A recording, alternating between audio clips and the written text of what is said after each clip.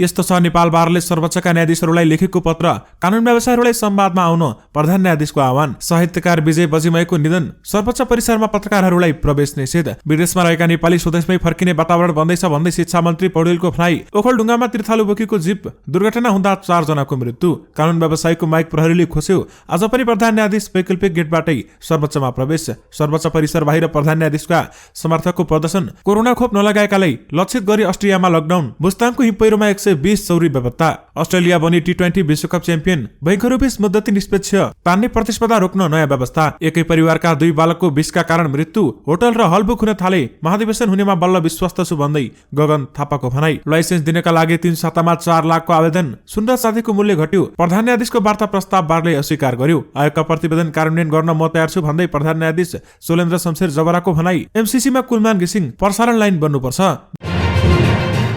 दर्शकवृन्द नमस्कार, तपाईहरुलाई फेरि पनि स्वागत छ हाम्रो च्यानल स्मार्ट खबरमा। म आरएनयु पनि सदाकोजी तपाईहरुमाझ देश तथा विदेशका केही महत्त्वपूर्ण र मुख्य समाचारहरू लिएर उपस्थित भइसकेका छौं। हाम्रो मेहनतका लागि तपाईहरुले यो भिडियोलाई एउटा सानो लाइक गरी सक्दो शेयर गर्न भनी नबिर्सिनु होला। त्यसैगरी यदि तपाईहरुले अहिलेसम्म हाम्रो च्यानल स्मार्ट खबरलाई सब्स्क्राइब गर्नु भएको छैन भने सब्स्क्राइब गर्नु होला, साथै छेउमा रहेको बेल घण्टीमा क्लिक गरी अलमा क्लिक गर्न पनि नबिर्सिनु होला। आउनुस आजको पहिलो समाचारतर्फ लागौं। दर्शकवृन्द मुस्ताङको थासाङ गाउँपालिका 2 को जंगलमा चराउन लागेका 150 याक र चौरी हिमपैह्रोमा परेर बेपत्ता भएका छन्। कुवाङ, लार्जुङ, बोक्सीखोला र नाउरीकोटको शिरमा रहेको मानाफाती हिमालबाट खसेको हिमपैह्रोमा परेर 2 गोठका याक र चौरी गाई बेपत्ता भएका हुन्। हिमपैह्रोले नाउरीकोटकी रत्नकुमारी शेरचनको घरमा छानो उडाएको वडाध्यक्ष नरप्रसाद हिराचनले जानकारी दिएका छन्। भागदौड मचिँदा सामान्य घाइते भएका कुवाङको जनआदर्श अमरसिंह माविका 11 जना शिक्षक विद्यार्थी जेम्सोममा उपचारपछि घर फर्किनु भएको छ भन्दै उनले भनेका छन्। भीम शेरचन र सकेन्द्र गैचनका 65 वटा याक चौरी मध्ये 10-12 वटा मात्र भेटिएका छन् भन्दै बताइएको छ। हिमपैह्रो आएको क्षेत्रमा भएका गोठाला सुरक्षित रूपमा सम्पर्कमा आएका छन् भने 130 याक चौरी मध्ये बाइनाकुलरले हेर्दा 10-12 मात्र देखिएको र बेपत्ता चौरी हिमपैह्रोले पुरिएको हुन सक्ने अनुमान गरिएको प्रमुख जिल्ला अधिकारी नेत्रप्रसाद शर्माले जानकारी दिएका छन्। विशेष गरी मुस्ताङको हिमपैह्रोमा परि 120 चौरी गाई बेपत्ता भएका छन्। दर्शकवृन्द नेपाल विद्युत प्राधिकरणका प्रबन्ध निर्देशक कुलमान घिसिङले अमेरिकी मिलेनियम च्यालेन्ज कर्पोरेसन एमसीसी परियोजना अन्तर्गत सम्झौता गरिएको 400 किलो भोल्टको प्रसारण लाइन आवश्यक भएको बताएका छन्। एमसीसीको पक्ष र विपक्षमा बहस भइरहेका बेलामा शनिबार बुटवलमा सञ्चारकर्मीसँग कुरा गर्दै घिसिङले भनेका छन्, रकम कहाँबाट जुटाउने सरकारको कुरा हो, तर उक्त प्रसारण लाइन आवश्यक छ। नेपाल सरकार र अमेरिकी सहयोग नियोग एमसीसी बीच भएको सम्झौतामा नेपालभित्र डबल सर्किट 400 किलो भोल्टको 300 किलोमिटर प्रसारण लाइन निर्माण गरिने उल्लेख गरिएको छ, जस अन्तर्गत काठमाडौँको उत्तरपूर्वमा पर्ने लम्सीफेदी रातामाटेसम्म, रातामाटेदेखि हेटौँडासम्म, रातामाटेदेखि नै पश्चिम दमोलीसम्म, दमोलीदेखि पश्चिम बुटवलसम्म र बुटवलदेखि भारतीय सीमासम्म प्रसारण लाइन निर्माण गर्नुपर्छ। घिसिङले प्रसारण लाइनका मुलुकका लागि अति आवश्यक रहेको बताएका छन् भने एमसीसी अन्तर्गत बन्ने भनिएको प्रसारण लाइनप्रति प्राधिकरणको धारणा के हो भनी सोधीको जिज्ञासामा प्रबन्धक घिसिङले भनेका छन्, रकम कहाँबाट ल्याउने भन्ने सरकारको कुरा हो, तर प्रसारण लाइन आवश्यक छ। प्राधिकरणले अहिले देशभित्रै विद्युतको खपत कसरी बढाउन सकिन्छ भनेर गिराकारी गरिरहेको समेत उनले बताएका छन् भने एलपी ग्यास विस्थापित गरी इन्डक्सन चुलोको प्रयोग बनाउने, इन्धन बाहेक सवारी साधनहरूलाई हटाएर विद्युतीय सवारी मार्फत प्रोत्साहन गर्नुपर्ने गरी प्राधिकरणले काम गरिरहेको उनले जानकारी दिएका छन्। देशका शहरहरूमा 50 वटा चार्जिङ स्टेसन बन्दैछन्। 50 देखि 100 किलोमिटरको दूरीमा बन्ने ती स्टेसनबाट विद्युतीय गाडी गुडाउन सहज हुन्छ। अब यसतर्फ मुख्य ध्यान दिनुपर्छ, घिसिङले भनेका छन्। देशका धेरै ठाउँहरूमा अहिले सब स्टेसनहरू निर्माण भइरहेका छन् र ती 5-6 महिनामै सम्पन्न हुने जानकारी दिँदै कुलमान घिसिङले निर्माणाधीन प्रसारण लाइनको कामले पनि अहिले गति लिएको समेत बताएका छन्। हाल देशभर 2100 मेगावाट उत्पादन भइरहेको जानकारी दिँदै उनले यो वर्ष 500 मेगावाट थपिने र अर्को वर्षदेखि 1000 मेगावाटका दरले थपिँदै जाने प्राधिकरणले आयोजनाको कामलाई अगाडि बढाइरहेको पनि प्रबन्ध निर्देशक कुलमान घिसिङले बताएका छन्। विशेष गरी प्रसारण लाइन बन्नुपर्छ भन्दै एमसीसी बारेमा कुलमान घिसिङले भनेका छन्। दर्शकवृन्द जलाशमा नबस्न आग्रह गर्दै नेपाल बार एसोसिएसनले सर्वोच्च अदालतका न्यायाधीशहरूलाई लेखेको पत्र हामीले प्राप्त गरेका छौं। प्रधान न्यायाधीश सोलेन्द्र शमशेर जबराको राजीनामा माग गर्दै आन्दोलनरत नेपाल बारले आइतबार सर्वोच्चका न्यायाधीशहरूलाई पत्र लेखेको थियो। पत्रमा प्रधान न्यायाधीश जबराले पदको दुरुपयोग गरी न्यायपालिकाको गरिमा जनआस्था धुलिसात पारेको र सबैको विश्वास गुमाएको भन्दै उनले तोकेको बेन्चमा बसेर सुनाइ नगर्न अनुरोध गरिएको छ। त्यसैगरी प्रधान न्यायाधीश सोलेन्द्र शमशेर जबराले आफू विरुद्ध आन्दोलनरत कानून व्यवसायीहरूलाई संवादमा आउन आग्रह गरेका छन् भने आज विज्ञप्ति जारी गर्दै प्रधान न्यायाधीश जबराले आन्दोलन छोडेर गरेर संवादमा आउन आग्रह गरेका हुन्। प्रधान न्यायाधीश जबरा मन्त्री परिषदको सदस्यको भागभण्डामा मुछिएपछि नेपाल बार एसोसिएसनको अगुवाईमा कानून व्यवसायीहरू कार्तिक 14 गतेदेखि आन्दोलनरत रहेका छन्। उनीहरूले न्यायालयको शुद्धिकरणका लागि प्रधान न्यायाधीश जबराको राजीनामालाई पहिलो शर्त बनाएका छन्, तर जबरा राजीनामा नदिने अडानमा रहेका छन्। उनले सोमबार जारी गरेको विज्ञप्तिमा राजीनामाको प्रसङ्ग पनि उल्लेख गरिएको छैन। त्यसैगरी प्रधान न्यायाधीश तोलेन्द्र शमशेर जबराको राजीनामा माग्दै कानून व्यवसायीहरूले जारी राखेको आन्दोलनको रिपोर्टिङ गर्न जाने पत्रकारहरूलाई समेत प्रवेश निषेध लगाइएको छ। आइतबारसम्म पत्रकारहरूले सर्वोच्च परिसरभित्रै प्रवेश गरी रिपोर्टिङ गर्दै आएका थिए भने सोमबार भने पास भएका पत्रकारहरूलाई समेत प्रहरीले प्रवेशमा रोक लगाएको छ। सर्वोच्च परिसरमा सुरक्षार्थ खटिएका एकजना प्रहरी अधिकृतले हामीलाई भने अनुसार माफ गर्नुहोला, आज पास भएका नभएका सबै पत्रकारहरूलाई प्रवेश गर्न नदिने निर्देशन छ भन्दै बताइएको छ। त्यसैगरी कानून व्यवसायीहरूको प्रदर्शनको बावजुद प्रधान न्यायाधीश तोलेन्द्र शमशेर जबरा सर्वोच्च अदालतभित्र प्रवेश गरेका छन् भने उनी 1 नम्बर गेट प्रयोग गरेर सर्वोच्च अदालतभित्र प्रवेश गरेका हुन्। 1 नम्बर गेटमा प्रहरीले कानून व्यवसायीहरूलाई धरना दिन रोक लगाएको छ भने कानून व्यवसायीहरू अर्को मुख्य गेटमा धरनामा बसेका छन्। कानून व्यवसायीहरूले मूल गेटमा धरना दिएपछि आइतबार पनि प्रधान न्यायाधीश जबरा वैकल्पिक गेटबाटै सर्वोच्चभित्र प्रवेश गरेका थिए। त्यसैगरी सर्वोच्च अदालत परिसर बाहिर प्रधान न्यायाधीश तोलेन्द्र शमशेर जबराका समर्थकहरूले पनि प्रदर्शन गरेका छन्। उनीहरूले कानून व्यवसायीहरूको जारी आन्दोलनका कारण न्याय निर्माणको काम अवरुद्ध भएको विरोधमा प्रदर्शन गरेका हुन्। प्रदर्शनमा सहभागीहरूले प्रहरीलाई नियन्त्रणमा लिएको छ भने प्रधान न्यायाधीश जबराको राजीनामा माग्दै सोमबार पनि कानून व्यवसायीहरू प्रदर्शनको तयारीमा रहेका छन्। प्रदर्शनलाई लक्षित गरी सर्वोच्च परिसरको सुरक्षा व्यवस्था पनि कडा पारिएको छ। नेपाल बार एसोसिएसनको गेटबाट सर्वोच्च परिसरभित्र प्रवेश गरी कानून व्यवसायीहरूले आइतबार पनि प्रदर्शन गरेका थिए भने उनीहरूले प्रदर्शन स्थल सोमबार भने प्रहरीको नियन्त्रणमा रहेको छ। नेपाल बारको अगुवाईमा आन्दोलनरत कानून व्यवसायीहरूले भने आफूहरूको आन्दोलन बिथुल्न प्रधान न्यायाधीश जबराको निर्देशनमा भिजिलान्तीहरू प्रयोग गरिएको समेत आरोप लगाउँदै आएका छन्। दर्शकवृन्द, प्रधान न्यायाधीश तोलेन्द्र शमशेर जबराले राखेको वार्ता प्रस्तावलाई नेपाल बार एसोसिएसनले अस्वीकार गरिदिएको छ। 4 सातादेखि अदालतमा जारी गतिरोध अन्त्यका लागि प्रधान न्यायाधीश जबराले सोमबार विज्ञप्ति निकालेर वार्तामा आउन आग्रह गरेका थिए, तर नेपाल बार एसोसिएसनका अध्यक्ष चण्डेश्वर श्रेष्ठले आफूहरू जबरासँग वार्तामा नबस्ने बताएका हुन्। आन्दोलनकै क्रममा सर्वोच्च परिसरमा बोलेका अध्यक्ष श्रेष्ठले तोलेन्द्रको वार्ता प्रस्तावलाई राजाले दिएको अधिकार जस्तै भनेका छन्। श्रेष्ठले अब प्रधान न्यायाधीशको विश्वास गर्न नसकिने बताउँदै पदबाट राजीनामा दिएर अहिलेको संकट समाधान गर्न भनेका छन्। विशेष गरी प्रधान न्यायाधीशको वार्ता प्रस्ताव बारले अस्वीकार गरेको छ। दर्शकवृन्द, बैंक तथा वित्तीय संस्थाहरूले बोलकबोलबाट मुद्दती निष्पेक्ष नवीकरण गर्दा 0.1% मात्रै ब्याज दर बढाउन पाउने भएका छन्। नेपाल राष्ट्र बैंकले आइतबार एकीकृत निर्देशन संशोधन गर्दै आफैसँग रहेको निष्पेक्षलाई पुनः बोलकबोल गरी नवीकरण गर्नुपर्नेमा प्रकाशित ब्याज दरमा 0.1% बिन्दुसम्म थप गरी निष्पेक्ष सङ्कलन गर्न सकिने व्यवस्था गरिएको छ। आफूसँग गरेको निष्पेक्ष अर्को बैंकले तान्ने खतरा देखेमा बैंकहरूले बोलकबोलमा पनि आकर्षक ब्याज दर तोक्ने गरेका थिए भने बैंकहरूले धेरै ब्याज दर बढाउने गरेको भन्दै राष्ट्र बैंकले बैंकलाई कडाई समेत गरेको छ। विशेष गरी बैंकहरूबीच मुद्दती निष्पेक्ष तान्ने प्रतिस्पर्धा रोक्न नयाँ व्यवस्था लागू गरिएको छ। दर्शकवृन्द, नेपाली बजारमा आज सुन र चाँदीको मूल्य घटेको छ। नेपाल सुन चाँदी व्यवसायी महासंघले आज छापावाला सुनको मूल्य प्रति तोला 94,300 रुपियाँ तोकिएको छ भने अघिल्लो दिन प्रति तोला 94,600 रुपियाँमा कारोबार भएको थियो। यस्तै तेजाबी सुनको मूल्य प्रति तोला 93,800 रुपियाँ तोकिएको छ भने जसको मूल्य अघिल्लो दिन 94,100 रुपियाँ तोकिएको थियो। त्यस्तै आज चाँदीको मूल्य अघिल्लो दिनको तुलनामा प्रति तोला 15 रुपियाँले घटेको छ भने महासंघले आज प्रति तोला 1,280 रुपियाँमा मूल्य कायम गरेको छ। महासंघले अन्तर्राष्ट्रिय बजारमा हुने सुन चाँदीका मूल्यको उतार चढावका आधारमा नेपालमा दैनिक सुन र चाँदीको मूल्य कारोबार तोक्दै आएको छ। अन्तर्राष्ट्रिय बजारमा आज सुन प्रति औसत $1,857 आसपासमा कारोबार भइरहेको छ। विशेष गरी सुन र चाँदीको मूल्य घटेको छ। दर्शकवृन्द, लामो समयसम्म अवरुद्ध रहेको सवारी चालक अनुमति पत्र भर्नेको संख्या 3 सातामै झण्डै 4 लाख पुगेको छ। यातायात व्यवस्था विभागले कार्तिक 8 गतेदेखि आवेदन पुनः खुलाएको थियो भने 2 वर्ष यता नियमित रूपमा सेवा चालू नभएकाले पनि थोरै समयमा धेरैको आवेदन परेको यातायात व्यवस्था विभागले जनाएको छ।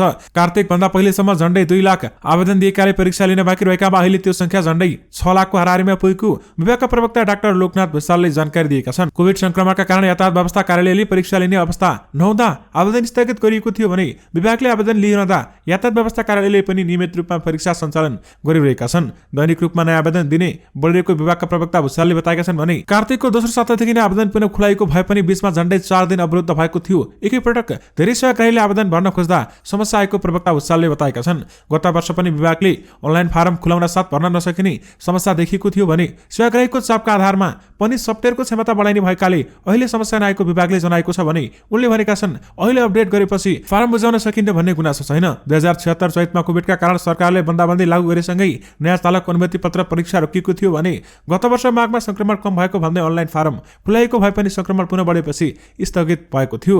विशेष गरी सवारी लाइसेन्सका लागि 3 सातामा 4 लाखले आवेदन दिएका छन्।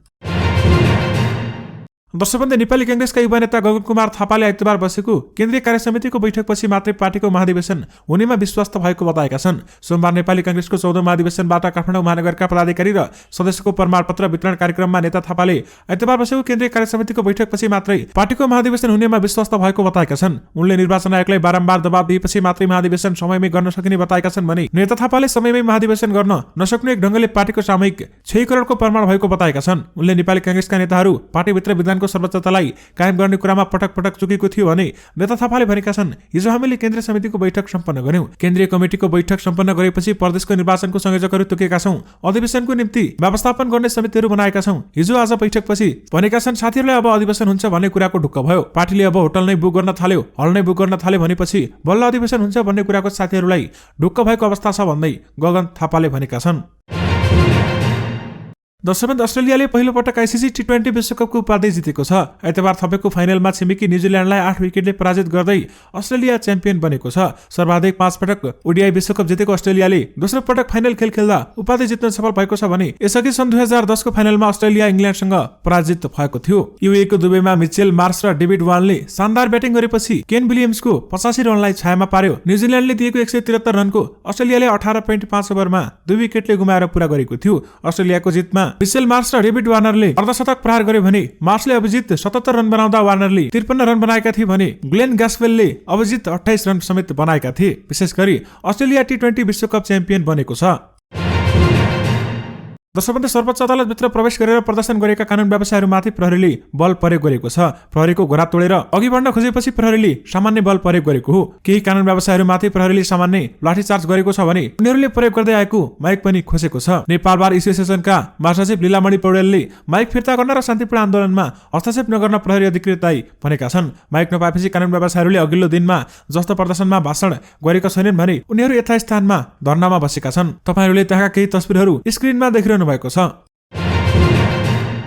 दर्शकवृन्द, ओखलढुङ्गामा एकादशी मेलाका तीर्थालु सवार प्रदेश नम्बर 3 01022 र 9694 नम्बरको बोलेरो जीप दुर्घटना भएको छ। जीप दुर्घटनामा परि 4 जनाको मृत्यु भएको जिल्ला प्रहरी कार्यालयका ओखलढुङ्गा प्रमुख प्रहरी नायब डीएसपी गोविन्दराज काफ्लेले जानकारी दिएका छन्। 3 जनाको घटनास्थलमा 1 जनालाई उद्धार गरी स्थानीय स्वास्थ्य चौकीमा लैजाँदा बाटोमा मृत्यु भएको प्रमुख काफ्लेले बताएका छन्। मृत्यु हुनेहरूमा 35 वर्षीय मिठुमाया मगर, 14 वर्षीय तुलसा मगर र खगेन्द्र मगर रहेका छन् भने 1 जनाको शनाखत भइसकेको छैन भन्दै बताइएको छ। दुर्घटनामा 12 जना घाइते भएका छन्। घाइतेमध्ये गम्भीर 4 जनालाई उपचारका लागि मुस्ताङ एयरको हेलिकप्टरबाट काठमाडौँ पठाइसकेको काफ्लेले बताएका छन् भने च्यामनबाट चम्फादेखि ककनी जाँदै गरेको जीप आज बिहान सुनकोशी गाउँपालिका 9 मा दुर्घटनामा परेको हो। विशेष गरी ओखलढुङ्गामा तीर्थालु बोकेको जीप दुर्घटना हुँदा 4 जनाको मृत्यु भएको छ।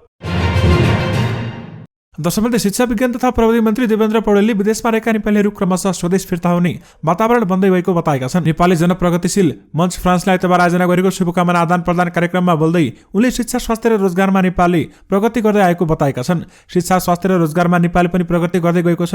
उनले भनेका छन्, क्रमशः आफ्नै देशमा फर्केर पेशा व्यवसाय गर्ने वातावरण बन्दैछ। मन्त्री पौडेलले आफ्नो देश आफैले बनाउनु पर्छ भन्दै सक्रिय भएर लाग्न अनुरोध गरेका छन् भने मन्त्री पौडेल युनेस्को 41 महासभामा भाग लिने नोभेम्बर 10 तारिकमा फ्रान्स हुन्। उनी 18 तारिक स्वदेश फर्कने कार्यक्रम रहेको छ। विशेष गरी विदेशमा रहेका नेपाली स्वदेशमै फर्किने वातावरण बन्दैछ भन्दै शिक्षा मन्त्री पौडेलले भनेका छन्। दर्शकवृन्द, साहित्यकार विजय बजिमयको आइतबार निधन भएको छ। शारीरिक रूपमा जन्मजात अशक्त भए पनि कविता, कथा, गीत, गजल तथा मुक्तकका माध्यमबाट नेपाली साहित्यलाई विशिष्ट योगदान दिएका विजयमय 2014 साल चैत 23 गते पोखरा महरिया टोलमा जन्मिएका थिए। विक्रम सम्वत 2029 मा प्रजातन्त्र नामक कविताबाट लेखन सुरु गरेका लोकतान्त्रिक स्रष्टा बजिमयको समय भनेको समय हो। कविता संग्रह, अन्ततोगत कथा संग्रह प्रकाशित थिए भने आधा दर्जन कृति प्रकाशनको तयारीमा थिए। विशेष गरी साहित्यकार विजय बजिमयको निधन भएको छ। दर्शकवृन्द, कोरोना विरुद्धको पूर्ण खोप नलागेका करिब 2 लाख नागरिकहरूलाई लक्षित गरी युरोपेली देश अस्ट्रियामा आजबाट लकडाउन सुरु गरिएको छ। यस निर्णय अनुसार कोरोना विरुद्धको पूर्ण खोप नलगाएका व्यक्तिहरू अत्यावश्यक काम बाहेक घर बाहिर निस्कन पाउने छैनन् भने अर्थात् 12 वर्षभन्दा माथिका खोप नलगाएका व्यक्तिहरूलाई नोकरी गर्न, खानेकुरा किन्न, खोप लगाउन, डाक्टरहरूलाई भेट्न बाहेक हिँडडुल गर्न पाउने छैनन् भने पहिलो डोज लगाएकाहरू पनि कोरोना परीक्षण नेगेटिभ रिपोर्ट भए मात्र हिँडडुल गर्न अनुमति छ भन्दै बताइएको छ। अस्ट्रेलियाका चान्सलर अलेक्जेन्डर सिलेनबर्गले भनेका छन्, हामीले यस कदमलाई हल्का ढंगले लिएका छैनौं, तर दुर्भाग्यवश अवश्य आवश्यक छ। अस्ट्रियामा पश्चिम युरोपका कोरोना विरुद्धको खोपको मात्रा सबैभन्दा कम दिएको छ भने अस्ट्रियामा हालसम्म कुल जनसङ्ख्याको 65% मात्र खोपको पूर्ण मात्रा लगाएका छन्। देशमा पछिल्लो केही हप्ता यता संक्रमण फेरि बढ्दै गएको देखिएको छ। विश्व स्वास्थ्य संगठनले युरोपमा फेरि कोरोना संक्रमणको दर बढ्न सक्ने भन्दै चिन्ता समेत व्यक्त गरेको छ। विशेष गरी कोरोना खोप नलगाएकाहरूलाई लक्षित गरी अस्ट्रियामा लकडाउन सुरु गरिएको छ। तर्सपन्दै रौतहटमा एकै परिवारका 2 बालकको विषका कारण मृत्यु भएको छ। रौतहटको देवाई गोराही नगरपालिका 5 टिकुलियाका सञ्जय मुखियाका 5 वर्षीय छोरा आकाश र 4 वर्षीय छोरा विकासको मृत्यु भएको हो। उनीहरूको उपचारको क्रममा ज्यान गएको भन्दै बताइएको छ भने ती बालकहरूलाई सुरुमा उपचारका लागि गरुडा लगेको थियो, तर स्वास्थ्यमा सुधार नआएपछि थप उपचारका लागि वीरगञ्ज लग्दै गर्दा बाटोमै ज्यान गएको बताइएको छ। दुवै बालकहरूलाई रिसिभीका कारण गाउँलेकै स्थानीयले विष खुवाई हत्या गरेको परिवारजनको आरोप रहेको छ भने प्रहरीले यस घटनालाई शंकास्पद भन्दै गम्भीर अनुसन्धान गरिरहेको जनाएको छ। जिल्ला प्रहरी कार्यालय रौतहटका प्रहरी उपरीक्षक एसपी विनोद घिमिरेले भनेका छन्, बालकहरूको विषयका कारण मृत्यु भएको छ। घटना शंकास्पद रहेकाले हामीले अनुसन्धान गरिरहेका छौं। बालकहरूलाई कसले किन विष दियो भन्ने विषयमा हामी गम्भीर छानबिन गर्छौं भन्दै उनले बताएका छन्। विशेष गरी एकै परिवारका 2 बालकको विषका कारण मृत्यु भएको छ।